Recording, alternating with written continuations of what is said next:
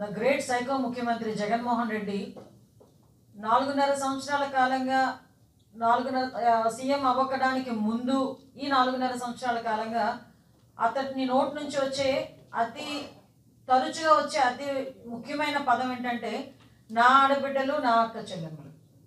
అరే నా ఆడబిడ్డలు నా అక్క చెల్లెములు అనేటప్పుడైనా కనీసం సిగ్గు సర ఉండాలి అన్న విషయాన్ని కొన్ని గణాంకాలు, అదేవిధంగా కొంతమంది reports, at the same time కొన్ని జరుగుతున్న సంఘటనలు దృష్టి పెట్టుకొని కూడా ఆ పదాలు ఉపయోగించడానికి అతను అర్హుడా కాదా అనే సంగతి కూడా అతను కూడా ఆలోచించుకోవాలి. అట్ ద సేమ్ టైం ప్రజలు కూడా ఆలోచించుకోవాల్సిన అవసరం ఉంది.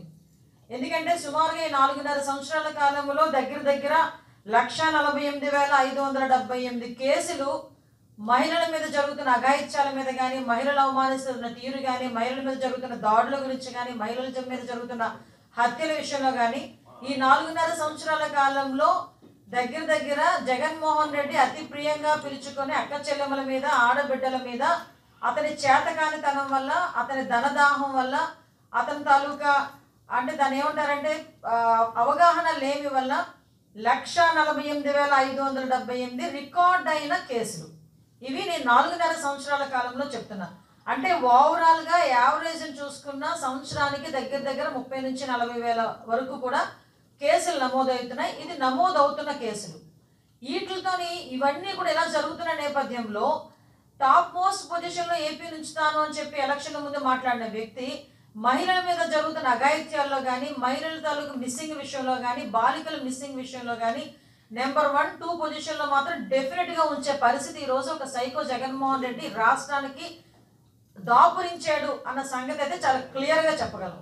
ఎందుకు దాపురించాడు అన్న పదం ఉపయోగించాల్సి వస్తుందంటే నిజంగా ఎంత దౌర్భాగ్యమైన పరిస్థితులు ఈరోజు రాష్ట్రంలో ఉన్న ఆడబిడ్డలు ఎదుర్కొంటున్నారు. అతని వర్షంలోనే మనం వెళ్దాం. ఇదే అక్క చెల్లెమ్మలు, ఇదే ఆడబిడ్డలు ఎంత దారుణమైన పరిస్థితులు ఎదుర్కొంటున్నారంటే ఈరోజు ఒక టూరిజం డెస్టినేషన్ రాబోయే కాలంలో ఈ రోజు వచ్చేస్తాను పెట్టి బేడ పట్టుకొని, రేపు వచ్చేస్తాను పెట్టి బేడ పట్టుకొని అని చెప్పి పెట్టి బేడ రెడీగా పెట్టుకొని ఏదో ఫ్లైట్లు దొరక ఇంట్లో కూర్చున్నట్టుగా కూర్చున్న వైజాగ్ రాజధాని ప్రాంతానికి నేను వచ్చేస్తాను అని చెప్పి మాట్లాడుతున్న ఇదే ముఖ్యమంత్రి, టూరిజం డెస్టినేషన్ అని చెప్పి ప్రగల్భాలు పలికే ఇదే ముఖ్యమంత్రి ఈరోజు వైజాగ్లో పొట్ట చేత పట్టుకొని పక్క రాష్ట్రం నుంచి మన రాష్ట్రానికి వలస వచ్చిన ఒక కుటుంబాన్ని రక్షించలేని పరిస్థితి.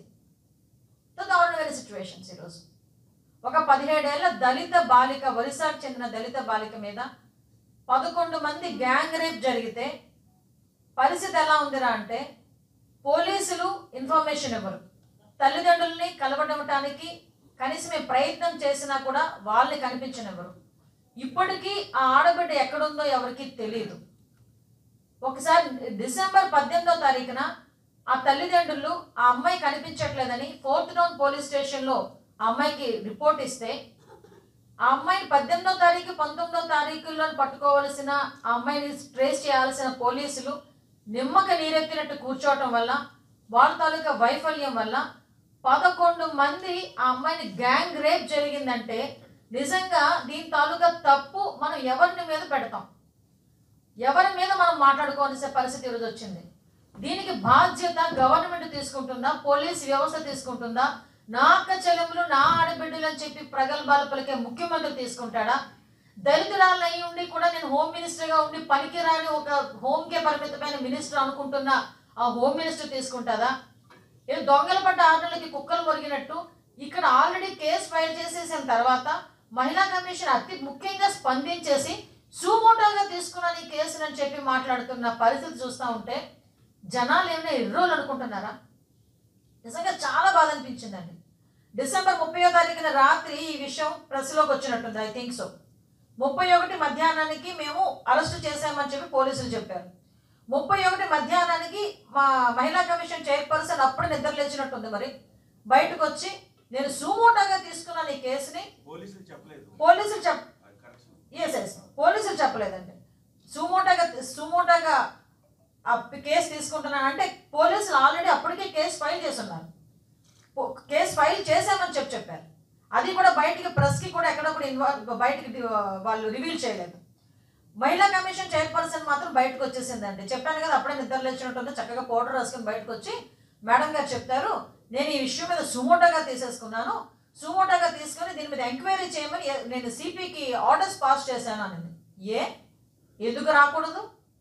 11 మంది గ్యాంగ్ రేప్ జరిగితే ఒక మహిళా కమిషన్ చైర్పర్సన్ విజయవాడలో కూర్చొని అక్కడ నుంచి ఆర్డర్స్ జారీ చేస్తుందా?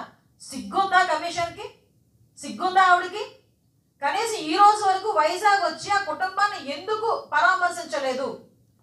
ఆ కుటుంబాన్ని తాలూకా నేపథ్యం కానీ ఆ కుటుంబ సభ్యులు కానీ ఎందుకు ఈ రోజు వరకు ఎవరిని కలవనివ్వట్లేదు?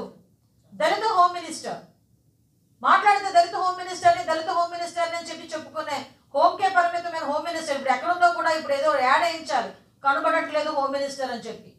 ఎందుకంటే ఈ మధ్యకాలంలో కనిపించట్లేదు.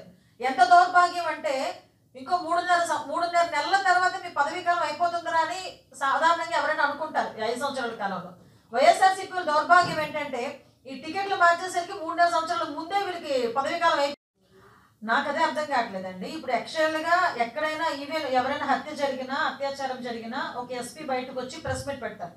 సిపి కానీ ఎస్పీ కానీ ఆ పరిధిలోనే పోలీస్ ఆఫీసర్ బయటకు వచ్చి మేము ఇలా అంటే ఇది చాలా పెద్ద ఇన్సిడెంట్. 11 మంది గ్యాంగ్ రేప్ అనేది ఇట్స్ నాట్ ఏ జోక్. ఇది చిన్న ఇష్యూ కాదు, ఇది చాలా పెద్ద ఇష్యూ. ఈ పెద్ద ఇష్యూలో అసలు ఎంతమందిని అరెస్ట్ చేశారు, ఎవరెవరిని అరెస్ట్ చేశారు, ఆ ఇష్యూస్ బయట పెట్టాల్సిన బాధ్యత సిపి గారి మీద ఉంది. అందుకే మాకు అనుమానాలు వస్తున్నాయి.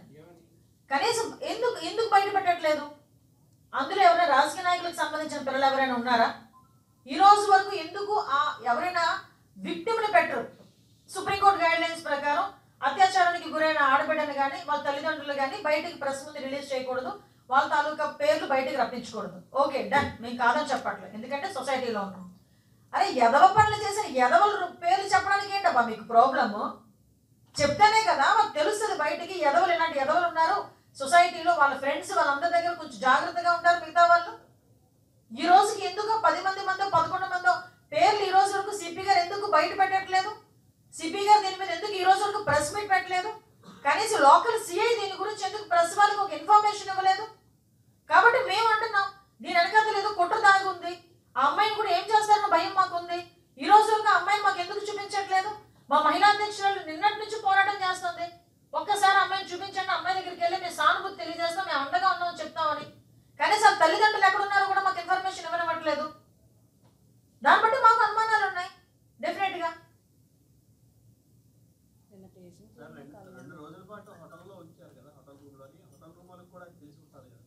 డెఫినెట్గా తెలుస్తుంది. అంటే అందరినీ బెదిరిస్తున్నారు.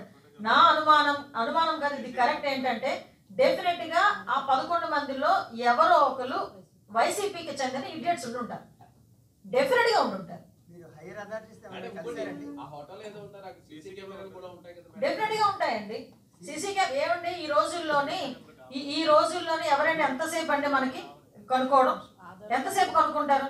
ఇదే ఏదో తెలుగుదేశం పార్టీ కూడా ఏదో చేశాడు అని రానియండి, ఇక చిన్న పోస్టింగ్ పెడితే చిన్న మాట మాట్లాడితే దాని కొవ్వొత్తులు ర్యాలీలు చేస్తారు ఇడియట్స్, కొవ్వొత్తులు ర్యాలీలు చేస్తారు. మరి ఈరోజు ఎందుకు ఒక కొవ్వు తెలగదే ఈరోజు?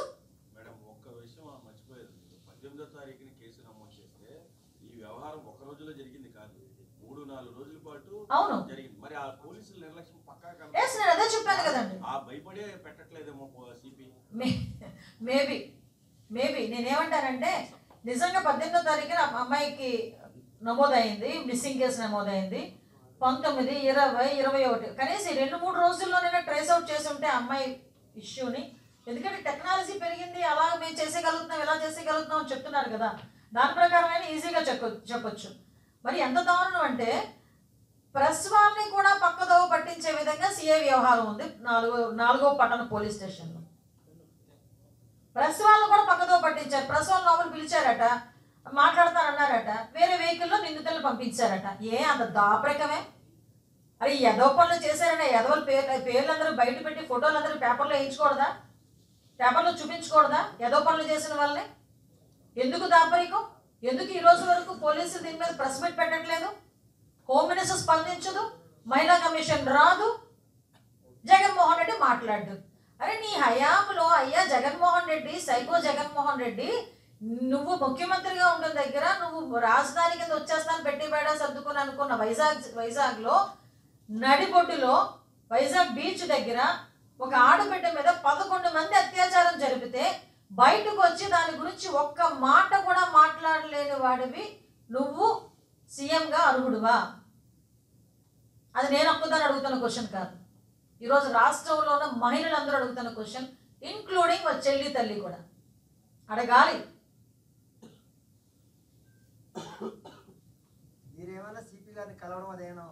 మాకు అపాయింట్మెంట్ ఇస్తే డెఫినెట్ గా కలుస్తామండి. మా ఫోన్లే ఎత్తారండి.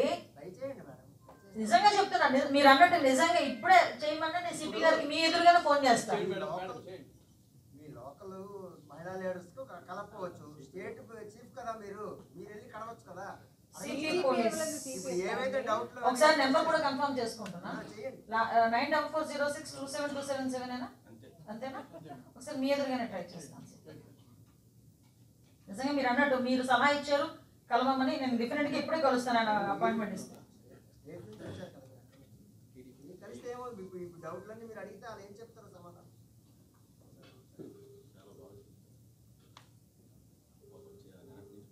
నిన్నటి నుంచి పోరాటం చేస్తున్నారు. రింగ్ అవుతుంది.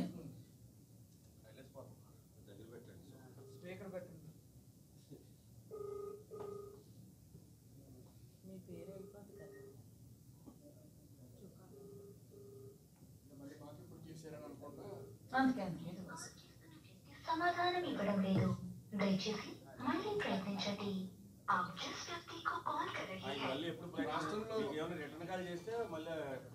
డెఫినెట్ గా చెప్తాను, రిటర్న్ కాల్ చేసినా చెప్తాను, చేయకపోయినా చెప్తాను మీకు. అంతే.